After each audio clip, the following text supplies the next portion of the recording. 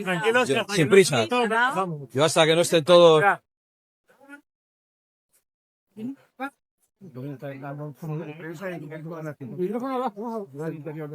Empezamos cuando estemos todos.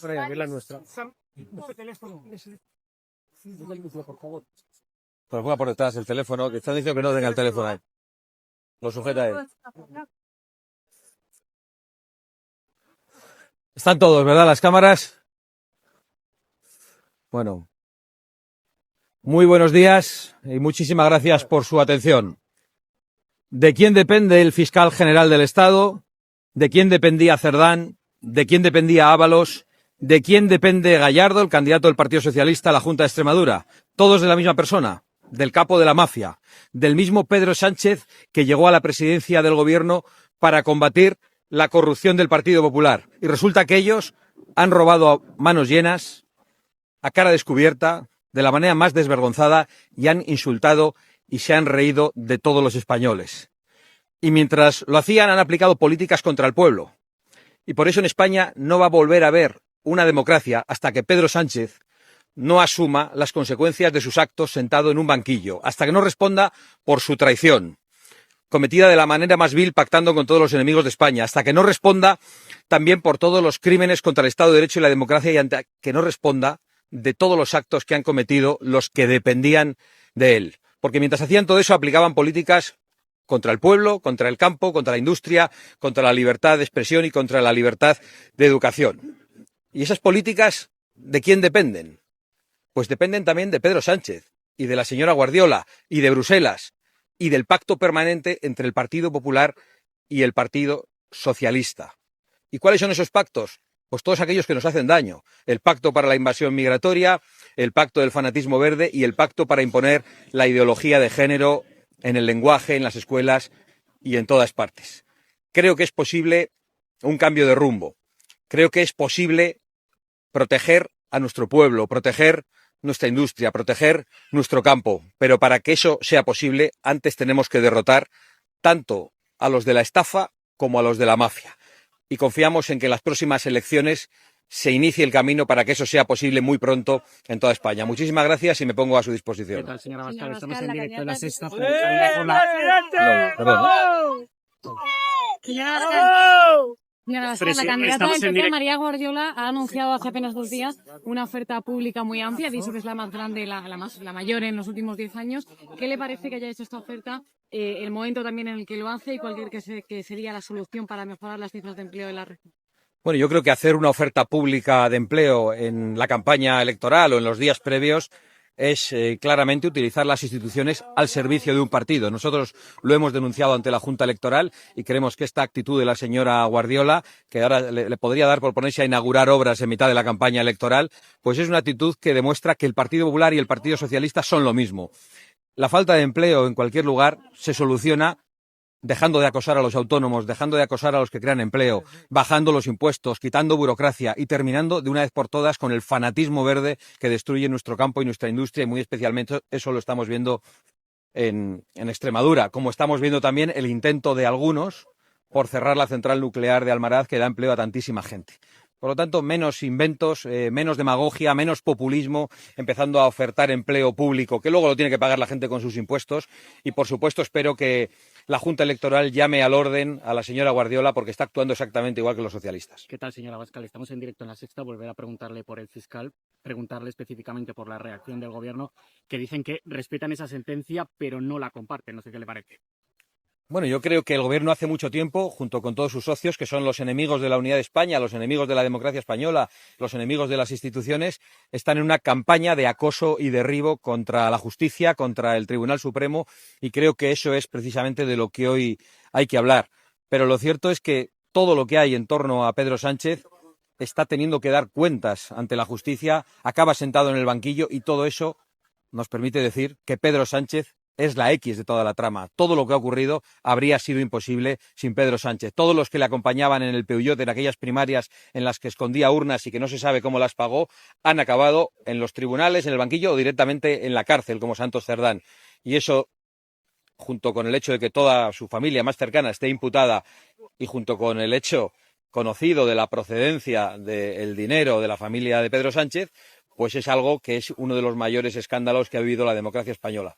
Señora Abascal, en directo para Radio Interior de Extremadura, en el más que probable escenario político de un resultado aproximadamente similar al de las elecciones anteriores, en el que el Partido Popular obtuviese mayoría suficiente, pero no la necesaria para gobernar, ¿qué exigencias irrenunciables pondría Vox encima de la mesa a los populares? Bueno, disculpe que al contestar haga una pequeña corrección. Si es un resultado similar al de las elecciones anteriores, es un resultado en el que el Partido Popular no tenía la mayoría para gobernar, entre otras cosas porque incluso perdió las elecciones. Y es importante que se sepa en Extremadura que el cambio se produjo gracias a la aparición de Vox en la escena política extremeña y gracias a que fue Vox el que posibilitó una mayoría que podía tener un cambio real, no como aquella vez en la que el Partido Popular gobernó durante unos años gobernando con los comunistas en Extremadura, sino un cambio real de la mano de Vox. Bueno, ante ese cambio se resistió permanentemente la señora Guardiola hasta el punto de la demonización de Vox, que nos hizo perder las elecciones del 23 de julio, las elecciones generales. La señora Guardiola es una de las principales responsables en España de que Pedro Sánchez siga en el poder y tiene todavía que dar muchas explicaciones antes de que yo conteste a esa pregunta. Y la explicación principal es qué le molesta de los presupuestos que hemos podido aprobar en la Comunidad Valenciana, en Murcia y en Baleares y que ella se ha negado a aceptar en Extremadura. ¿Por qué el Partido Popular acepta unas cosas en Murcia, en Baleares y en Extremadura y aquí la señora Guardiola se niega en redondo a aceptar las mismas cosas? ¿Por qué ha tenido el capricho de convocar unas elecciones cuando era posible un acuerdo? Nosotros no tememos a las elecciones, no tememos al resultado electoral y encima de la mesa estará lo mismo que ha estado siempre, un cambio de rumbo, una oposición a las políticas que promocionan la invasión migratoria, a las políticas que implican una mayor ayuda a los de fuera que a los de dentro. Acabo de escucharlo según venía para aquí en boca de muchas personas que han dicho que son españoles que no reciben ayudas y que las ayudas siempre van a otros. Y también, por supuesto, una oposición a las políticas del fanatismo verde, que son una sentencia de muerte para el campo en Extremadura. Si eso no está encima de la mesa, si no hay una rectificación de las políticas de género en las escuelas con las que se pretende adoctrinar a los menores, pues la señora Guardiola tendrá que pactar con el Partido Socialista, que es el partido junto al que el Partido Popular aprueba todas esas políticas en Bruselas. Lo hemos dicho 1000 veces. Habrá quien piense, y sobre todo los periodistas que nos escuchen, que nos estamos poniendo pesados. Pero es que hay muy buena gente en la calle, muy bien intencionada, que no es consciente de que el PP y el PSOE aprueban todas estas políticas en Bruselas y después aquí hacen como que se pelean. Y por eso yo digo que estoy completamente harto del teatro de pelea entre el Partido Popular y el Partido Socialista cuando piensan lo mismo y actúan de la misma manera. Como hemos visto con el hecho de que la señora Guardiola haya hecho una oferta pública de empleo unos días antes de las elecciones, o como acabamos de ver, por el hecho de que en los casos de corrupción del Partido Socialista ha acabado detenido también el presidente de la Diputación de Almería del Partido Popular. Preguntarle por las negociaciones en la Comunidad Valenciana, no sé si nos puede avanzar algo, si ese acuerdo está cerrado, si aún no hay algún escollo, no sé qué nos puede decir y si espera que el próximo jueves salga investido Pérez Llorca. Bueno, yo lo que espero es que el Partido Popular reflexione y no cometan la torpeza que ha cometido la señora Guardiola en Extremadura. La negociación está en marcha, yo tengo la confianza en que pueda llegar a buen puerto, pero acabo de decir aquí cuáles son los elementos indispensables para que nosotros podamos aprobar una investidura. Y en el caso de Valencia, añadimos a esas exigencias el compromiso de la región valenciana con la construcción de las infraestructuras y de las obras hidráulicas que evitan que la tragedia de Valencia vuelva a repetirse. Porque esa tragedia ocurrió porque el Partido Socialista, al calor de los pactos que tenía con el Partido Popular en Bruselas, impidió la construcción de las presas y de las obras que habían evitado la muerte de más de 200 españoles en Valencia. Y eso no lo vamos a olvidar. El señor Mazón ha asumido su responsabilidad con la dimisión por las equivocaciones que pudo tener esos días, pero el que ha tenido una responsabilidad criminal, que es Pedro Sánchez, por paralizar esas obras, el que ha tenido una responsabilidad criminal por no enviar la ayuda, por decir aquella frase odiosa de si quieren ayuda que la pidan y por negar la ayuda internacional, es Pedro Sánchez. Por lo tanto, el responsable criminal de la tragedia de Valencia sigue en su puesto. Y el responsable de que el fiscal general del Estado, que depende de él, esté condenado en estos momentos, sigue en su puesto. Y yo creo que eso es lo que tenemos que denunciar con toda claridad estos días. No sé si me puede hacer una reflexión, señora Abascal, sobre la orientación política tanto a nivel nacional como regional. Muchos de los ciudadanos de la calle, y seguro que también muchos de los que están aquí, se preguntan por qué esa facilidad para llegar a acuerdos de las fuerzas de izquierda y ustedes que son menos, 2, 3, no llegan a un acuerdo para poder gobernar. Pues le voy a dar una respuesta muy fácil, porque el Partido Popular se comporta como una fuerza de izquierda y porque el Partido Popular precisamente donde le cuesta ceder es en todos aquellos acuerdos que tiene con la izquierda, en materia de Pacto Verde, en materia migratoria en Europa y en materia de género, junto a otras muchas cosas. Es más, el señor Feijóo está en estos momentos en un acto derivado de las conmemoraciones de la Ley de Memoria Histórica, ante la que el Partido Popular no hace nada. El señor Sánchez les convoca, se presentan allí a una foto con la mafia socialista, como si no hubiera pasado nada en España. Es el Partido Popular el que dificulta esos acuerdos. Nosotros hemos puesto todas las facilidades, lo hemos demostrado con la conformación de gobiernos en 5 regiones de España, en su momento en Extremadura también, y en otros 4 lugares, hasta que el Partido Popular nos estafó intentándonos hacer cómplices de una culpa que era solo de ellos y del Partido Socialista, y era la del reparto de la inmigración ilegal por toda España, que solo trae ruina e inseguridad. Por lo tanto, nuestra disposición es la mejor. Los españoles tienen que saber que si es por Vox, va a haber un cambio en Extremadura y va a haber un cambio en España. Pero es el Partido Popular el que tiene que dejar de llegar a acuerdos con el Partido Socialista. Y les voy a poner un ejemplo más. Ayer, en un momento irrepetible en la democracia española, la primera vez que se condena a un fiscal general del Estado, el señor Sánchez se va a Ceuta y es recibido en Ceuta con grandes elogios por parte del presidente de la ciudad autónoma del Partido Popular, el señor Vivas, con el que, por cierto, ha llegado a un acuerdo el Partido Socialista para imponer a los escolares de Ceuta el menú halal. Es decir, estamos en un país, como consecuencia de los pactos de PP-PSOE, y en este caso lo vemos en Ceuta, en el que los niños españoles no pueden comer jamón porque algunos que han venido a España creen que nos tenemos que adaptar nosotros a ellos y no al revés. Y lo que es peor, nuestro gobierno y el bipartidismo asumen que quienes en España tienen que adaptarse a la llegada de extranjeros, sea por vía legal o por vía ilegal, somos los españoles, y no que los extranjeros tienen que adaptarse a vivir en el país que son acogidos. Bueno, pues es el mundo al revés, es la España al revés, gobernada por un bipartidismo del que no vamos a ser cómplices, y esperamos que todos los españoles lo tengan muy claro. Señora Abascal, ayer mantuvo una reunión con la primera ministra de Italia, Giorgia Meloni, pese a que en algunos medios de comunicación se hablaba de un distanciamiento entre las dos formaciones. ¿Qué le ha transmitido sobre la situación de corrupción en España y cuál es la opinión que tiene la primera ministra de Pedro Sánchez? Bueno, la cantinela del distanciamiento con una amiga y aliada permanente como Giorgia Meloni es una de las grandes mentiras de muchos medios de comunicación y de nuestros adversarios políticos.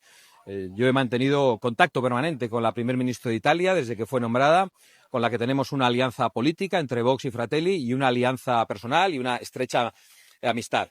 Yo he tratado de transmitir, y lo he contado muchas veces en la tribuna del Congreso, lo que transmito a muchos otros líderes internacionales, la situación de corrupción inigualable en España por parte del gobierno. Cuando les transmites a estos líderes internacionales que la corrupción afecta a la hermana del presidente del gobierno, al hermano, al secretario de organización, al sustituto del secretario de organización, al candidato a la Junta de Extremadura, que ha sido condenado el fiscal general del Estado, cuando les transmites cuál es la procedencia de los fondos por los cuales la familia Sánchez Gómez se ha enriquecido, pues realmente les cuesta creerlo. Entre otras cosas porque cualquiera de esos casos, el del hermano, el de la mujer, el de Ábalos, el de Cerdán, por separado, habría sido suficiente en cualquier país de nuestro entorno para que el presidente del gobierno presentara la dimisión. No podemos olvidar que Pedro Sánchez, como he dicho antes, llegó a la presidencia del gobierno para decir que iba a combatir la corrupción del Partido Popular.